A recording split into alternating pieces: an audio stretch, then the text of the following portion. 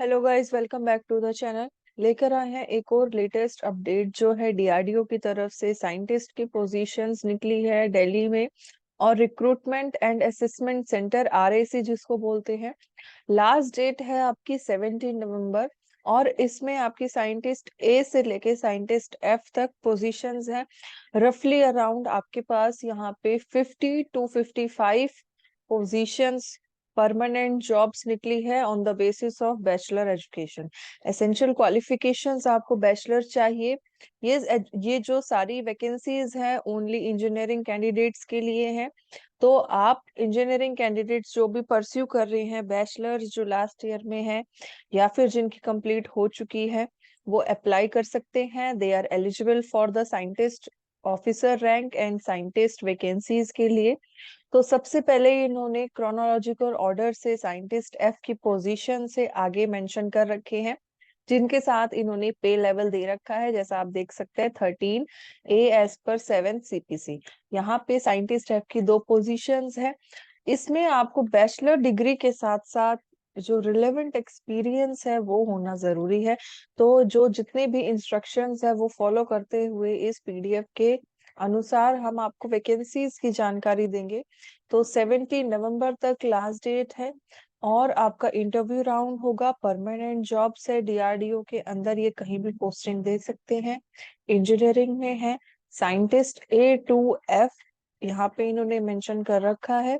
और इसके साथ साथ अगर आपके पास बैचलर्स के अलावा प्लस कोई भी डिप्लोमा है या फिर पोस्ट ग्रेजुएट है, पीएचडी है, रिलेवेंट एक्सपीरियंस है, तो उनके हिसाब से आपको एज में रिलैक्सेशन दिया जाएगा। तो हम वैकेंसीज डिस्कस करते हैं फटाफट। नंबर ऑफ वैकेंसी यहाँ पे दो दे रखी है साइंटिस्ट एफ के लिए। मिनिमम आपको एक्सपीरियंस चाहिए 13 ईयर्स का। और ये जो सब्जेक्ट है ये है नेवल आर्किटेक्चर, मैरीन और सिविल इंजीनियरिंग, जिसमें आपको इक्विवेलेंट सब्जेक्ट्स यहाँ पे इस सेक्शन में मेंशन हुए मिल जाएंगे। तो आप देख सकते हैं मिनिमम क्वालिफिकेशन आपको सिर्फ बैचलर्स डिग्री चाहिए और एक्सपीरियंस 13 ईयर्स का एक्सपीरियंस चाहिए। नेक्स्ट कंप्यूटर साइंस में है bachelor degree same plus 13 years का एक्सपीरियंस जो software design and network cyber development में है। अगेन नेक्स्ट कोर्स आती है आपका हमारे पास साइंटिस्ट ई की, जिनका पे स्केल 13 होगा और 1,23,000 के अराउंड इनको पर मंथ दिए जाएंगे। 14 नंबर ऑफ वैकेंसीज है इसके अंदर। और इसमें आपको बैचलर्स डिग्री चाहिए with minimum 10 years of experience. ये भी आर्किटेक्चर, मैरीन और सिविल इंजीनियरिंग में है। नेक्स्ट क्वालिफिकेशन हम देखते हैं इलेक्ट्रॉनिक्स कम्युनिकेशन। ये आईटी सेक्टर की सारी क्वालिफिकेशन इन्होंने दे रखी है, तो जो आईटी सेक्टर में है वो लोग अप्लाई कर सकते हैं। क्वालिफिकेशन में फर्स्ट क्लास डिग्री चाहिए, electronics communication, telecommunication, instrument and control. और रिलेवेंट जो डिसिप्लिन है वो इन्होंने दे रखे हैं। इसमें भी आपकी डिग्री हो सकती है। एलिजिबल होंगे आप फिल आउट करने के लिए एप्लीकेशन फॉर्म और साइंटिस्ट पोजीशन लेने के लिए। तो यहाँ पे इन्होंने 15 डिसिप्लिन और दे रखे हैं। प्लस डिजायरेबल मांग रखा है पोस्ट डॉक्टोरल या डॉक्टोरल डिग्री होनी चाहिए, तो उसमें आपको रिलैक्सेशन मिल जाएगा। सपोज कि आपके पास बैचलर के साथ साथ मास्टर डिग्री है, ग्रेजुएट डिग्री के बाद पोस्ट ग्रेजुएट डिग्री है, तो उसमें आपको 2 ईयर्स का रिलैक्सेशन मिलेगा। तो ये आपके 10 साल घट के 8 साल हो जाएंगे। और अगर आपके पास डॉक्टोरल डिग्री है तो आपको 5 ईयर्स का, और अगर पोस्ट डॉक है तो आपको और 5 to 7 ईयर्स का रिलैक्सेशन मिल जाएगा। तो उसमें आपके ये जो मिनिमम ईयर्स ऑफ एक्सपीरियंस है ये इन्हीं में ही काउंट हो जाएंगे, वो मर्ज हो जाएंगे। तो ये आपको बातें ध्यान रखनी है। मैकेनिकल इंजीनियरिंग की क्वालिफिकेशंस भी सेम है, bachelor degree with minimum 10 years plus. अगर आपके पास ये सारे डिजायरेबल है तो आपके जो एज है और आपके जो जितने भी यहाँ पे एजुकेशनल ईयर्स है, एकेडमिक ईयर्स, जो एक्सपीरियंस है वो यहाँ पे डिक्रीज कर जाते हैं। प्लस जो दूसरी इन्होंने मैरीन और सिविल इंजीनियरिंग में भी दे रखा है, तो degree first class degree plus desirable आप चेक कर सकते हैं। और ये जो सब डिसिप्लिन है वो मेंशन दिए गए हैं। ऐसे ही मैकेनिकल इंजीनियरिंग का दे रखा है। और इसके साथ साथ सारी ही पोस्ट का इन्होंने डिस्कस कर रखा है, तो आप स्क्रीन पे देख सकते हैं। ये पीडीएफ टेलीग्राम चैनल लिंक पे अवेलेबल हम कर देंगे आपको, आप आराम से अपने जो डिसिप्लिन्स है इंजीनियरिंग में वो चेकआउट कर सकते हैं। ऐसे ही इन्होंने बहुत सारे मैकेनिकल एंड प्रोडक्शन इंजीनियरिंग का दे रखा है क्वालिफिकेशन, और स्पेसिफिक इन्होंने लिख भी रखा है कि आपको किस किस में रिलैक्सेशन मिलेगा और किस चीज में आपको होना चाहिए। सपोज कि अगर आप मैकेनिकल एंड प्रोडक्शन इंजीनियरिंग में कर रहे हैं तो आपको न्यूक्लियर टेक्नोलॉजी के बारे में पता होना चाहिए। ये सारी डिजायरेबल अगर हो तो आपका जो प्रोबेबिलिटी है सेलेक्ट होने की वो इंक्रीज कर जाएगी। डॉक्टोरल और पोस्ट डॉक्टोरल डिग्री है, knowledge of German, French, Russian, Japanese, Chinese, तो ये इन्होंने मेंशन कर रखे हैं। तो क्योंकि ये सेंट्रल जो भी डीआरडीओ की पोजीशंस है तो आपको नेशनल प्लस इंटरनेशनल प्रोजेक्ट्स लेने करेंगे, हैंडल करने पड़ेंगे एज अ साइंटिस्ट वहां पे। नेक्स्ट हमारे पास पोस्ट आ जाती है इलेक्ट्रिकल कम्युनिकेशन, टेलीकम्युनिकेशन की। तो इसमें भी इन्होंने अराउंड रफली 22 to 23 यहाँ पे आपको दे रखे हैं। तो आप देख सकते हैं इस वाले राइट हैंड साइड में कि इन इन जो डिसिप्लिन्स है उसमें भी अगर आपकी है क्वालिफिकेशन तो आप अप्लाई कर सकते हैं। नेक्स्ट इन्होंने दे रखा है साइंटिस्ट डी के लिए, जिसके अंदर टोटल नंबर ऑफ वैकेंसीज 8 है। जो लेवल मिलेगा पे स्केल का वो 12 लेवल है, 78,800 आपको पर मंथ यहाँ पे दिए जाएंगे। क्वालिफिकेशन है या इक्विवेलेंट क्वालिफिकेशन मेंशन कर रखी है जो है फिजिक्स, रेडिएशन फिजिक्स में।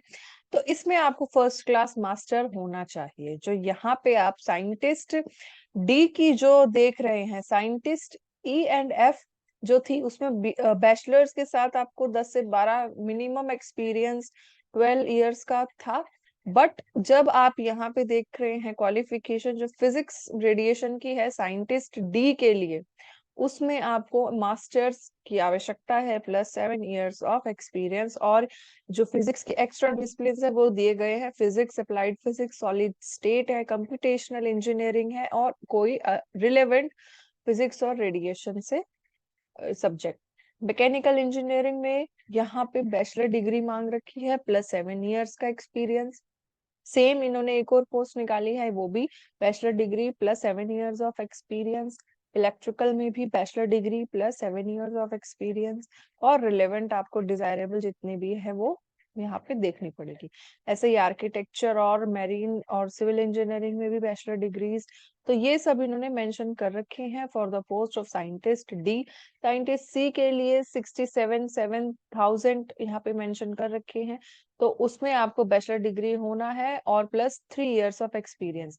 तो जैसे जैसा आपके जो साइंटिस्ट का जो लेवल है इंक्रीज हो रहा है, ईयर्स भी इंक्रीज हो रहे हैं, तो जो साइंटिस्ट सी के लिए है वो सिर्फ 3 इयर्स का एक्सपीरियंस यहाँ मांग रहे हैं। बैचलर डिग्री है आपके पास तो आपके पास 3 इयर्स का एक्सपीरियंस होना चाहिए, नहीं है तो आप पोस्ट ग्रेजुएट डिग्री में अपने ईयर्स कम करा सकते हैं। तो अगर आपके पास पोस्ट ग्रेजुएट डिग्री है मैकेनिकल एरोनॉटिकल इंजीनियरिंग से, तो यहाँ आपकी जो मिनिमम ईयर 3 से घट के ये 1 या 2 ईयर हो जाता है, क्योंकि आपको रिलैक्सेशन मिलता है पोस्ट ग्रेजुएट डिग्री के ऊपर। ऐसे ही मेटलर्जी साइंस एंड इंजीनियरिंग है तो ये बैचलर डिग्री पे आपको मिल जाएगा 3 इयर्स का। यहाँ पे एक्सपीरियंस मांग रखा है। कंप्यूटर साइंस में भी बैचलर डिग्री का मांग रखा है, एंड देन मैकेनिकल में भी बैचलर डिग्री। तो इस पीडीएफ में आप एक एक करके सारी चीजें देख सकते हैं। नेक्स्ट हम आते हैं हमारी एक और जो साइंटिस्ट की पोस्ट है। यहाँ पे इन्होंने बहुत सारी डिफाइन कर रखी है। मिनिमम 3 इयर्स का आपके पास होना चाहिए एक्सपीरियंस जो साइंटिस्ट सी के लिए है। अब इसके बाद यहाँ पे बहुत जो इलेक्ट्रॉनिक्स है, कम्युनिकेशन है, सब चीज मेंशन करी हुई है। तो आपको ध्यान रखना है कि सिर्फ बैचलर डिग्रीज यहाँ पे आपके एलिजिबल है। तो इस पीडीएफ में यहाँ तक साइंटिस्ट सी तक ही इन्होंने मेंशन किया है। एलिजिबिलिटी जो है रिक्रूटमेंट पोस्ट की, वो क्वालिफिकेशन और जो एक्सपीरियंस है उनके डॉक्यूमेंट्स आपके पास प्रूफ होना चाहिए, ये इन्होंने कंफर्म लिख रखा है। तो आपके पास जो भी एक्सपीरियंस का है वो प्रूफ रखे। अब जो चीज यहाँ पे आपको डिस्कस करनी थी मेनली वो ये है कि अगर आपके पास पोस्ट ग्रेजुएट क्वालिफिकेशन है तो 2 इयर्स का वेटेज मिलेगा। मेडिसिन में है तो 3 इयर्स का वेटेज मिलेगा। डॉक्टरेट डिग्री साइंस में है तो 3 इयर्स का वेटेज मिलेगा, और डॉक्टरेट डिग्री इंजीनियरिंग में है तो 4 इयर्स का यहाँ पे आपको वेटेज मिल जाएगा। तो आपके 2 to 4 इयर्स डिक्रीज हो जाएंगे if you have these type of qualification apart from your bachelor degrees. ऐसे ही 3 इयर्स का गिवन दिया जाएगा। जो रिसर्च फेलो या रिसर्च एसोसिएट कहीं लग रहे हैं तो उनके साथ भी जो प्रोजेक्ट वर्क है तो वहां पे उनको 3 इयर्स का रिलैक्सेशन दिया जाएगा। दो साइंटिस्ट, दो कैटेगरी में पोस्ट है, CDEF। तो एज लिमिट दे रखी है 50 ईयर जो DEF की है, और सी के लिए 40 इयर्स की एज लिमिट यहाँ पे as per the government rules provided है। बाकी रिलैक्सेशन रिजर्वेशंस आपको according to government rules reservation category में दिया जाएगा। नेशनैलिटी इंडियन होनी चाहिए। ये वेबसाइट दी गई है https://rac.gov.in। इसके ऊपर आपको क्लिक करना है एंड देन वहां पे रजिस्टर करके और लॉग इन करके अप्लाई करना है। तो ये सारे जो इंफॉर्मेशन है ये आपको दिए गए हैं, प्रोवाइड किए गए हैं। डॉक्यूमेंट्स क्या अपलोड करने हैं? सिग्नेचर डॉक्यूमेंट्स, आपका फोटो आईडी और सेल्फ अटेस्टेड हाई स्कूल की certificate, birth certificate, local authority reservation है तो वो, और अपने academic details plus NOC, passport size photograph, signature, और जितनी भी एक्स्ट्रा अगर एक्सपीरियंस सर्टिफिकेट है तो वो आपको यहाँ पे मेंशन करनी है। और ये पूरा एप्लीकेशन फी इन्होंने 100 रुपीज रखा है, तो ये पूरा 100 रुपीज आपको पे करना पड़ेगा।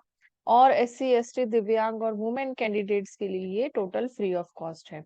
स्क्रीनिंग शॉर्टलिस्टिंग होगी on the basis of your education qualification. Select होगी आपकी डॉक्यूमेंट्स और उसके बाद इंटरव्यू राउंड के लिए बुलाया जाएगा। इंटरव्यू आपका ऑनलाइन होगा जो प्रिलिमिनरी होगा, और उसके बाद दूसरा जो फाइनल इंटरव्यू होगा वो होगा पर्सनल इंटरव्यू, जो प्रिलिमिनरी ऑनलाइन के शॉर्ट लिस्टिंग कैंडिडेट्स के लिए बुलाया जाएगा। तो ये सारे सिलेक्शन प्रोसेस आपके फाइनल जो पर्सनल इंटरव्यू है उसके बाद मेरिट लिस्ट के अकॉर्डिंग जो आपने नंबर स्कोर किए हैं वो इनकी वेबसाइट पे दी मेंशन कर देंगे। और इन्होंने एक चीज और लिखा हुआ है कि जो फाइनल सिलेक्शन है वो कैंडिडेट्स मस्ट 100 में से 75% से ऊपर होने चाहिए हर एक वैकेंसी के लिए। जब आपका फाइनल इंटरव्यू की मेरिट लिस्ट आएगी तभी आप फाइनल सेलेक्ट हो पाएंगे। क्लोजिंग डेट जो 17 नवंबर मैंने बताई थी पहले ही, 17 नवंबर है, आप अप्लाई कर सकते हैं। पे लेवल आपको 10 से 13 तक का पे लेवल मिलेगा। जनरल इंफॉर्मेशन में रजिस्ट्रेशन और जो RAC वेबसाइट के बारे में बताया गया है, और चेकलिस्ट में आपको यहाँ पे इतने सारे पॉइंट्स दिए गए हैं जो आपकी सर्टिफिकेट इम्पोर्टेंट है। वो है date of birth, essential qualification है, और जो डॉक्यूमेंट्स है वो आपके रीडेबल होने चाहिए, या तो PDF में या फिर JPG में। तो फीस पे करने के लिए आपको ऑनलाइन पेमेंट करनी है, ऑनलाइन एप्लीकेशन है वुमेन्स को, और जो रिजर्वेशन और EWS कैटेगरी वाले को है वो सब जो ये फीस एग्जेम्प्टेड रहेगी। एक्सपीरियंस सर्टिफिकेट आपको देनी है। एक्सपीरियंस जो सर्टिफिकेट देनी है वो HR डायरेक्टर या प्रिंसिपल डीन रजिस्ट्रार से होनी चाहिए। और जो प्रॉपर सैलरी प्रूफ है, पासबुक की, आइडेंटिटीज का, बैंक अकाउंट का, ये सब आपका जो इसमें एक्सपीरियंस में है वो नहीं काउंट होगा। तो कृपया आप अपने सैलरी प्रूफ को या पासबुक एंट्रीज को ना लगाएं। फेलोशिप प्रूफ अगर अपलोडेड क्लियरली मेंशन है, अगर at the end of the date है फेलोशिप का तो वो स्टार्ट और एंड सब कुछ लिखा होना चाहिए। डॉक्यूमेंट्स वगैरह सब आप वेरीफाई कर सकते हैं। साइन सेल्फ अटेस्टेड आपको सारे डॉक्यूमेंट्स लगाने हैं, और साइन अपना क्लियरली वहां पे आपको इंसर्ट करना है। और अगर आपको कोई भी प्रॉब्लम है किसी भी चीज के लिए तो आप इस वेबसाइट पे जाके, इस ईमेल के ऊपर जाके जो है chairman.rac@gov.in, इसके ऊपर जाके आप कर सकते हैं और अपनी क्वेरीज जितनी भी है वो सॉल्व कर सकते हैं। तो ये था DRDO की तरफ से रिक्रूटमेंट, जितना भी 50 रफली अराउंड 45 to 50 पोस्ट के ऊपर इन्होंने निकाल रखा है। तो ये 2023 सेशन के लिए है, और साइंटिस्ट C से लेके F तक यहाँ पे वैकेंसीज अवेलेबल है। So all the best for the application part, and do like the video and subscribe to the channel.